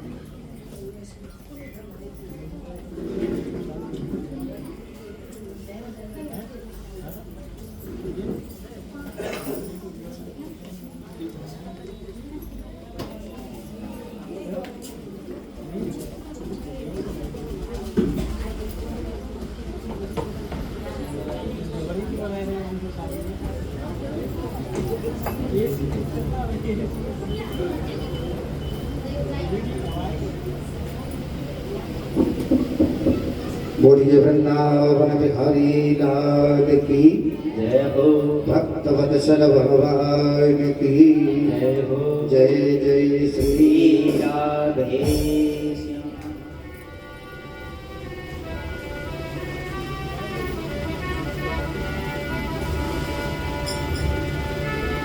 जहाँ ये प्रसंग चल रहा था कवि, आप ध्यान देंगे कथा की तरफ। सुखदेव जी महाराज राम कथा सुना रहे थे। उन्होंने कहा कि भगवान श्री राम जो है आज गुरुजी के सहित जनकपुरी में क्यों पहुंच रहे हैं, ये कारण बता रहे हैं। जानकी मैया धनुष के पास में पहुंचे, उन्होंने देखा धनुष के नीचे बड़ी गंदगी है। चारों ओर तो सफाई होती है, लेकिन नीचे कोई नहीं दिखता। जानकी मैया ने बाएं हाथ से धनुष पकड़ा और ऊपर उठा दिया और नीचे लीप दिया। धनुष वहीं रख करके चली गई। राजा जनक पूजन करने के लिए आए। उन्होंने देखा कि धनुष के नीचे कैसे लीप दिया गया। जिस धनुष को कोई उठा नहीं सकता, आइए नीचे कैसे। उन्होंने जानकी को पुकारा, बेटी इधर आओ। हाँ पिताजी। बोले आज तुमने लीपा था? हाँ। तो फिर ये धनुष के नीचे किसने लीपा? जानकी ने कहा हम नहीं। तो ये धनुष कैसे उठा? जानकी मैया ने कहा बताऊं? बोले बताओ। अब की बार जानकी ने धनुष पकड़ा, ऊपर को उठाया। बोले ऐसे उठाया तो नीचे लीप दिया। राजा जनक को आश्चर्य हुआ और उसी समय पर उन्होंने ये प्रण किया, अपनी कन्या का विवाह उसी के साथ करूंगा जो इस धनुष को उठाएगा, इसका खंडन करेगा। देश देश के लिए पत्र गए थे, राजा लोग आ रहे हैं उस धनुष को उठाने के लिए, जानकी के साथ में विवाह करने के लिए। कथाकार कहते हैं राम जी को लेकर के गाधी पुत्र विश्वामित्र जनकपुरी में प्रवेश किया। जनक राज को पता लगा मेरे यहाँ आज गाधी के पुत्र आए हैं, तो स्वागत के लिए आई। और स्वागत में राजा जनक ने निवेदन किया, गुरुदेव बड़ी कृपा की जो आप मेरे नगर में पधारे हो। उस समय राम लक्ष्मण नहीं थे, आम का बाग था, वहां घूमने चले गए थे। लौट करके जो आए, दोनों की जो सुंदरता राजा जनक ने देखी तो ठगे रह गए। ऐसे सुंदर बालक। और पूछा भी कि ये बालक है कौन? तो उन्होंने कहा कि ये दशरथ के पुत्र हैं। बड़ी प्रसन्नता हुई। इनको रुकने के लिए स्थान दे दिया, यहाँ आप निवास करो और जब किसी चीज की जरूरत हो तो मुझे बताना। और इस समय मैं व्यस्त हूँ क्योंकि राजा लोग आ रहे हैं। वर्षों के दिन कन्या का सुंदर ये विवाह हुआ, धनुष यज्ञ होगी। पर आपने गुरु जी बड़ा बढ़िया किया जो आप यहाँ पर पधारे। सुखदेव जी महाराज इस राम कथा को क्यों सुना रहे हैं, ध्यान देना। कल भी मैंने कहा था राम जैसा चरित्र दुनिया में किसी का नहीं है। राम जी के चरित्र को एक बार ढंग से पढ़ लिया जाए, सुन लिया जाए, जीवन बदल जाएगा। घर घर में रामायण का पाठ करिए। मुझे याद आ गया है, थोड़े दिन पहले आपके पड़ोस में ही मैंने एक राम कथा कही थी, परमपुर में। और वहां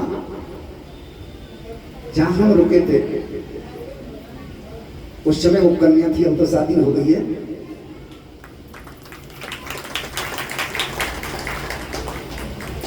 तो उसने मुझसे ये बात कही थी, गुरुजी मेरा भक्ति में मन लगता है लेकिन एक घबराहट रहती है। मैंने कहा क्या घबराहट रहती है? घबराहट ये रहती है कि परमात्मा मुझे ऐसे घर में भेजे जहां भक्ति की ऊपर प्रतिबंध ना हो। क्योंकि कुछ घर ऐसे मिलते हैं जहां पूजा पाठ में जानते ही नहीं।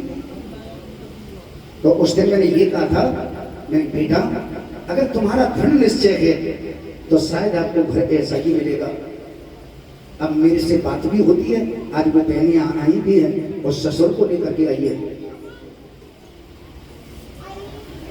और ये मैंने पूछा था, मैंने कि कैसा घर रहा तुम्हारा?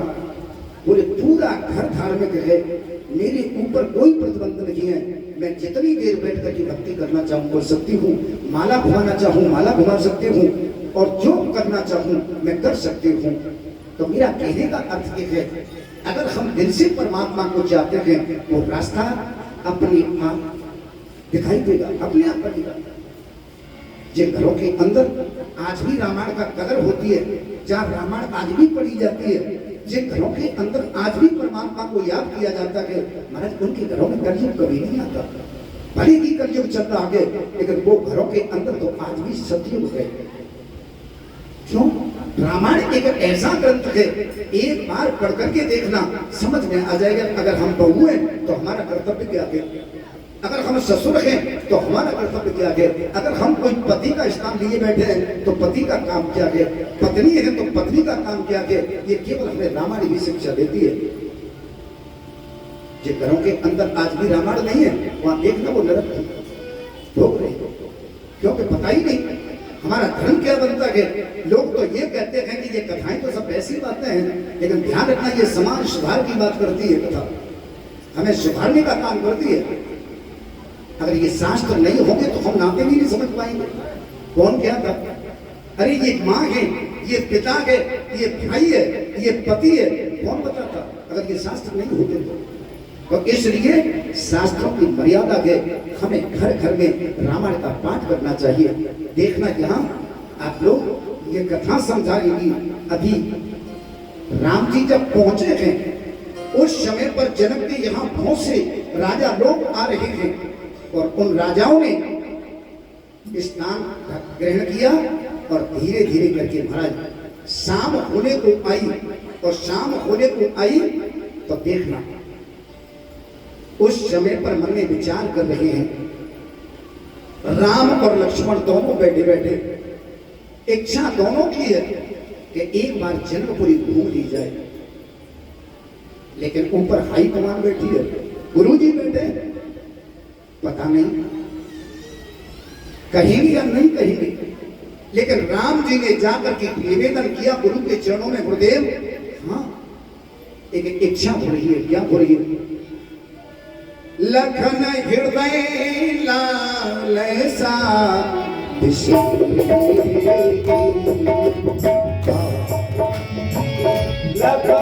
हृदय लाल सा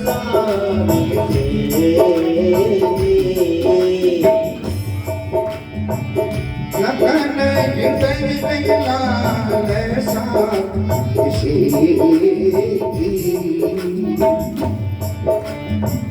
जागी जनकपुर आवहि देगी, जागी जनकपुर आवहि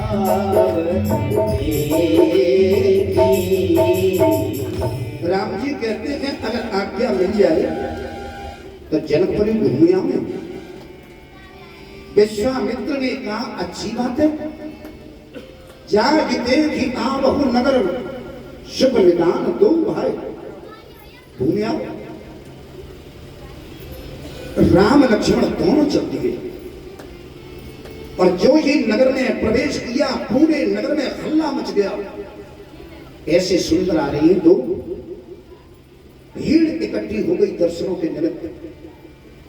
और जब गली में प्रवेश किया तो चारों ओर से देखने वाले धाये धाम काम सब त्यागी मन रंग नृत्य लूटन लगी।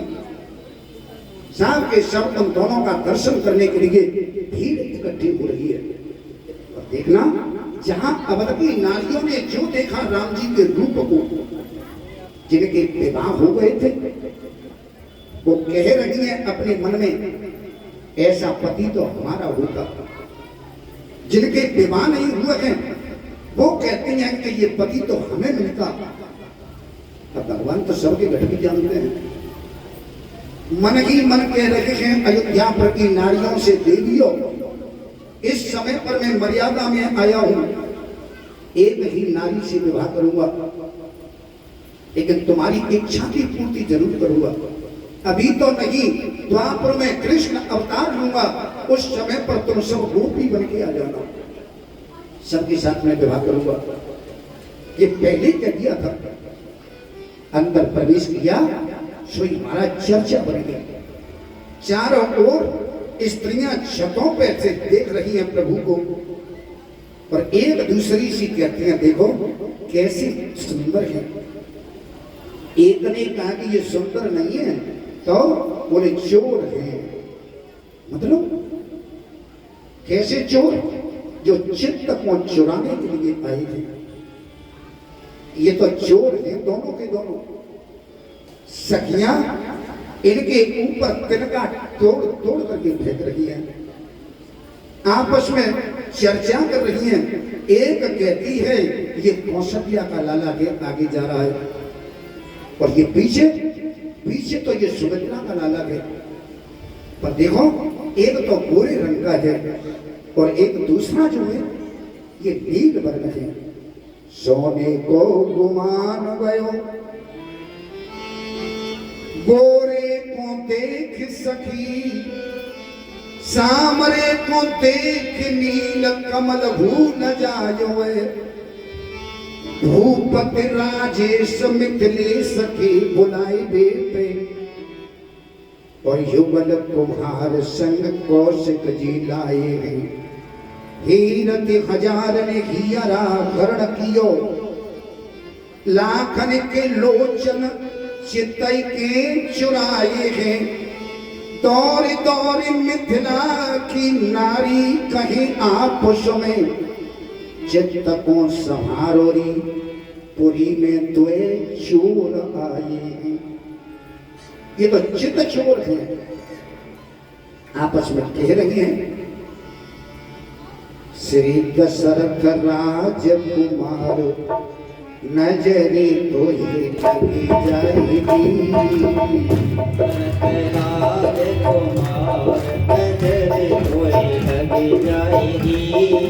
दशरथ राजकुमार नजरे तो ही लगी जाएगी।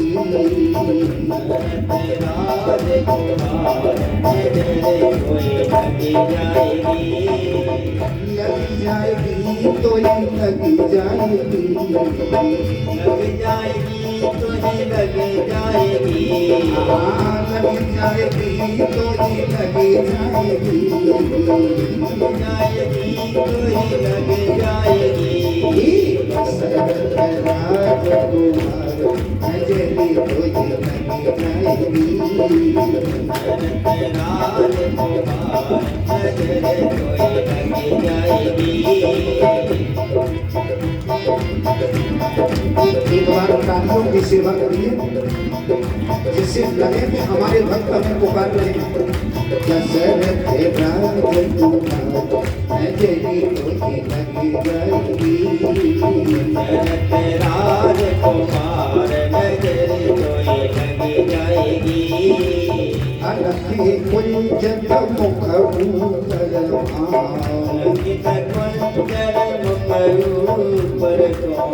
अलखे कुंजित मुख श्यामल पे शोभति मानहु नील कमल पे। तो स्वर्ग पार कैसे भगवान जी? मानो कमल करे गुंजार नजर पे लगी जाएगी। दशरथ राजकुमार नजर तो ही लगी जाएगी। दशरथ राजकुमार नजरे तो ही लगी जाएगी।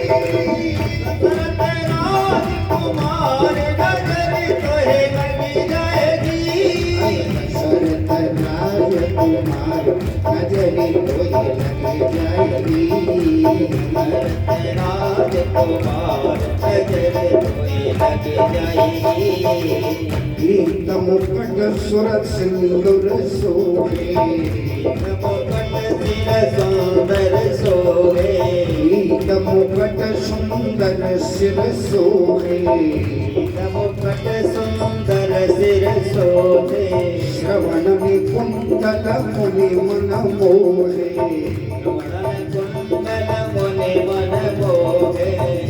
यही रने को यही रने को मार नजर तो ही लग जाएगी। यही रने को हार नजर तो ही लग जाएगी।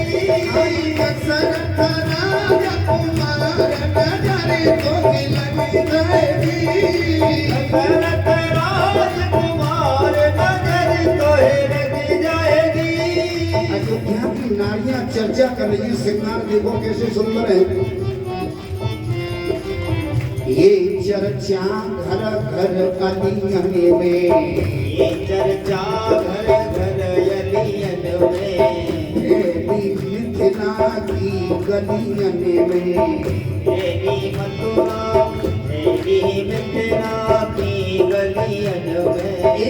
सखी कहती है ये श्रृंगार भी नहीं है तो मानो किया धारे श्रृंगार, मानो श्रृंगार भी देव धारण करके आ गया हूँ। ये दिया धारे श्रृंगार नजर कोई लग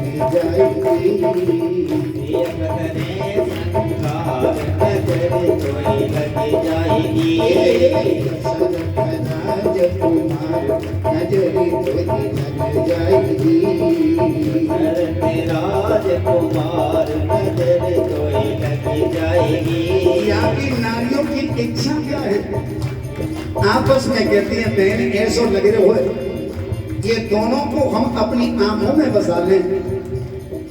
अस अभिनाभ हृदय सखियन की, अभिलाष हृदय सखियन के, हृदय बिछावे तुरत पलकन के, बिछावे तुरत पलकन के। ऐसा लगता है कि इन्हें आंखों में बसा लें।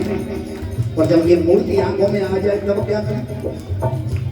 तब करें बंद की बार, करें बंद की बार नजर कोई लग जाएगी, बंद की बार नजर कोई लग जाएगी।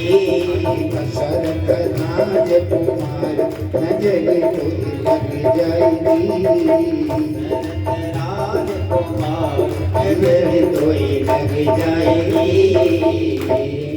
आज राम लक्ष्मण गली गली में घूम रहे हैं और गली में घूमते हुए सबको दर्शन दिया और लौट करके आगे गुरुजी के पास कहीं गुस्सा नहीं हो जाए। गुरुजी ने पूछा नगर देख आए? बोले हाँ। तो भोजन करो। तो भोजन करके गुरुजी ने बिठा लिया सामने, उपदेश करना शुरू कर दिया। ये गुरु का कर्तव्य है। रामायण में ये भी बताया कि गुरु को क्या करना चाहिए। बिठा करके उनको सुंदर उपदेश दिया और कहा कि बेटा अब सो जाओ। देखना गुरुजी तुम तो सो पहले। आज गुरुजी लेट गए, एक पैर को राम जी दबा रहे हैं, एक को लक्ष्मण जी दबा रहे हैं। बार बार गुरुजी कहते हैं बेटा अब सो जाओ। जब बार बार कहा तो दोनों भाई खड़े हुए और देखना अब राम जी जब सो रहे हैं तो लक्ष्मण जी राम जी के पांव दबा रहे हैं। ये है रामायण की कथा। पहले गुरुजी के चरणों को दबाया, उसके बाद अपने बड़े भाई के चरणों की सेवा कर रहे हैं। और राम जी कहते हैं लक्ष्मण अब रात ज्यादा हो गई, अब सो जाओ। तब फिर लक्ष्मण जी खड़े हुए और जाकर के सोए। सबसे पहले कौन सोया? गुरुजी। उसके बाद कौन सोया? राम जी। और सबसे पीछे छोटा भाई लक्ष्मण। अब जागने की क्रिया देखना रामायण में। सुबह हुआ, मुर्गे ने आवाज लगाई, उठे लखन निश्चित विगत सुने, अर्ण शिखा धुनिकान। सबसे पहले कौन जागा? सबसे पहले लक्ष्मण जागे। जो सबसे पीछे सोया तो सबसे पहले जागा छोटा थे। उसके बाद की राम जी जगे और उसके बाद गुरु जी जागे। स्नान इत्यादि से निवृत्त हुए और उसके बाद में गुरु जी ने कहा कि बेटा अब तुम एक काम कर लो। क्या? मैं पूजा करूंगा, इसलिए जहां जनक राज की कोई बगिया होगी उसमें से कुछ फूल तोड़ के ले आओ और वो पूजा के लिए मुझे चाहिए। अच्छा गुरु जी जा रहे हैं। दोनों भाइयों ने हाथ में दोना लिया। राजा जनक की सुंदर बगिया है, उस बाग में पहुंचे। माली दरवाजे पर बैठा है। बोले भैया हमें फूल तोड़ने हैं, चहुत से चित्त के पूछ माली गण। देखो ये मर्यादा के रामायण की कथा है। हम अगर किसी की वस्तु को लें तो उसे पूछ तो लें। राजा के पुत्र हैं, राजा के मेहमान बन के आए हैं, राजा का ही बाग है, तब भी मालियों से पूछ रखे हैं। रामायण में लिखा है चहुत से चित्त के पूछ माली गण। मालियों से पूछा इस बगिया में चले जाएं क्योंकि हमें फूल तोड़ने हैं गुरु जी के लिए। एक टक होकर के पहले तो उन लोगों ने देखा ऐसे सुंदर, इतने कोमल, ये तो हमारे पास खड़े रहे तो ज्यादा बढ़िया है। माली क्या बोले, महाराज अंदर नहीं जाने देंगे। राम जी ने कहा कि क्यों, यहाँ के लिए कोई पास बनवाना पड़ेगा? अरे बोले पास वाली बात नहीं है। तो बगिया बिच जानन कइयो, जाने नहीं देंगे। बगिया बिच जानन कइयो, राम जी बिनती सुनो। बगिया बिच जानन कइयो, राम जी बिनती सुनो। बगिया बिच जानन कइयो, बगिया बिच जानन कइयो, राम जी बिनती सुनो। बगिया बिच जानन कइयो, राम जी बिनती सुनो। नहीं जाने देंगे महाराज। क्यों नहीं जाने देंगे, ये सुनो। कोमल चरण, कोमल चरण,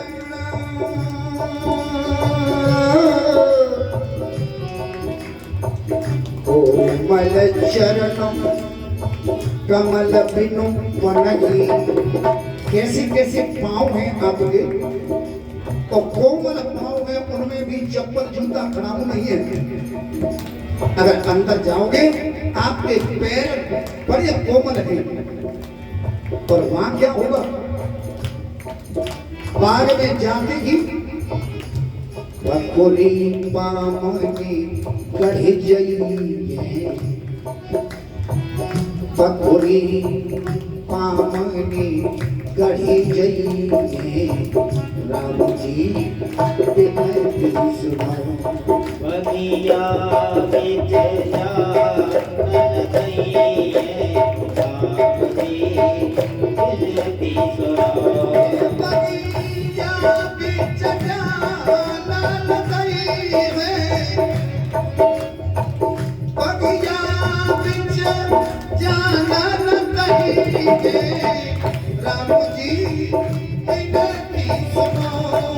बगिया बिच जानन कइयो, राम जी बिनती सुनो।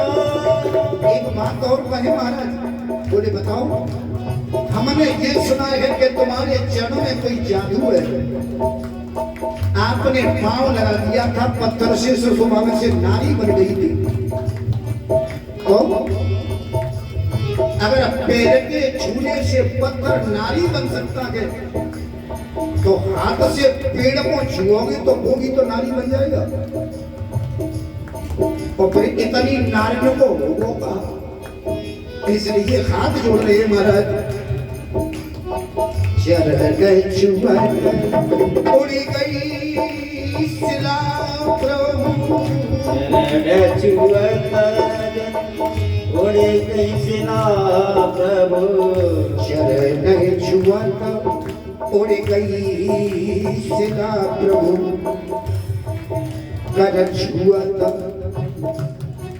कर छुअत पीड़ उड़ी गई, प्रभु जी बिनती सुनो।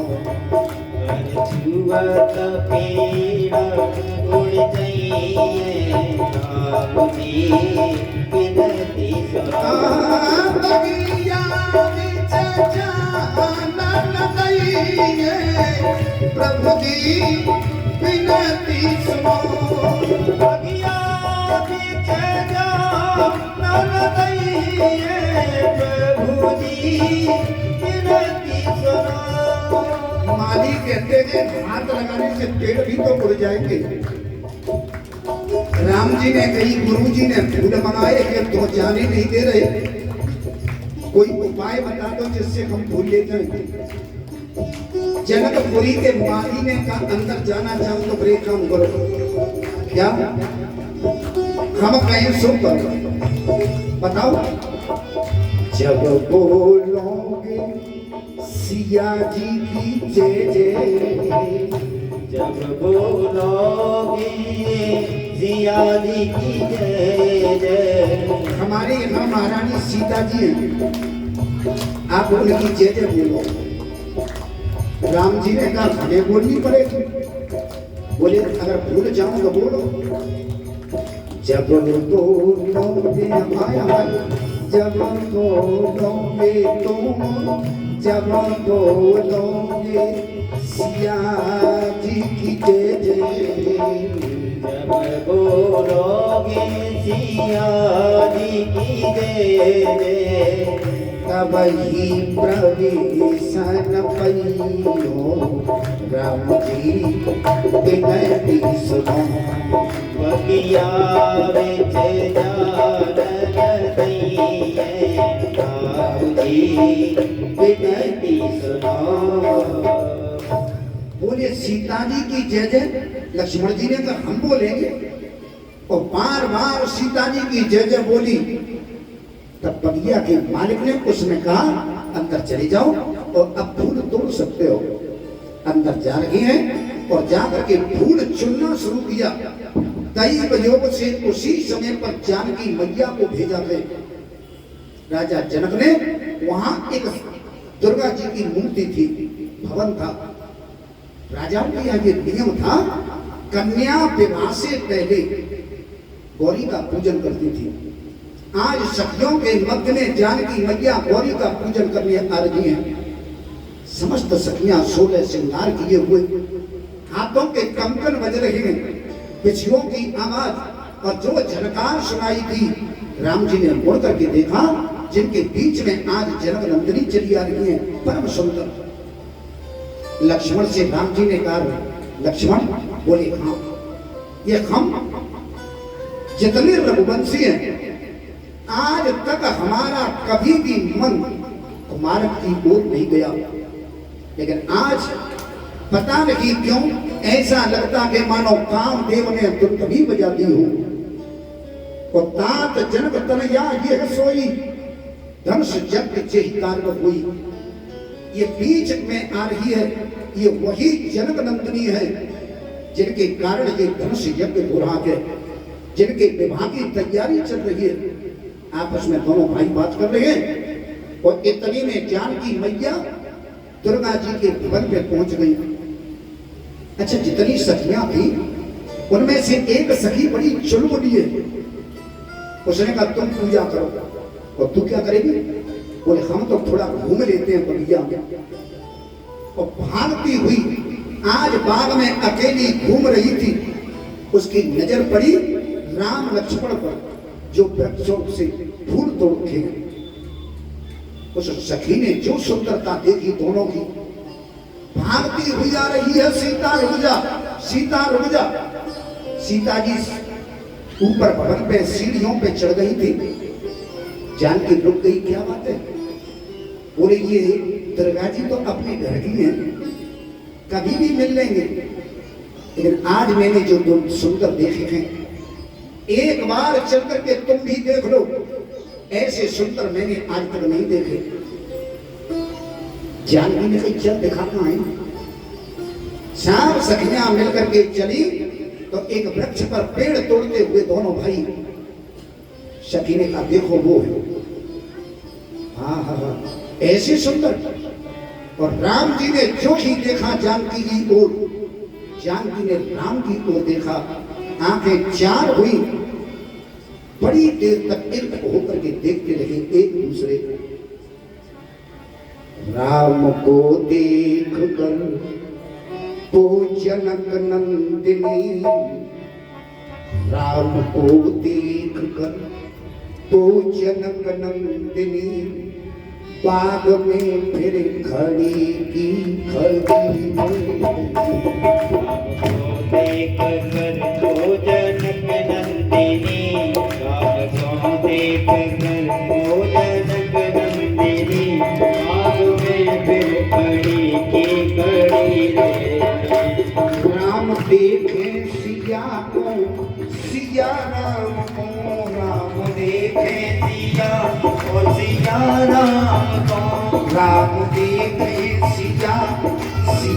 राम को देखे सिया सिया राम को चारों अखियां लड़ी की लड़ी में गई चारों अखियां लड़ी की लड़ी रह गई चारों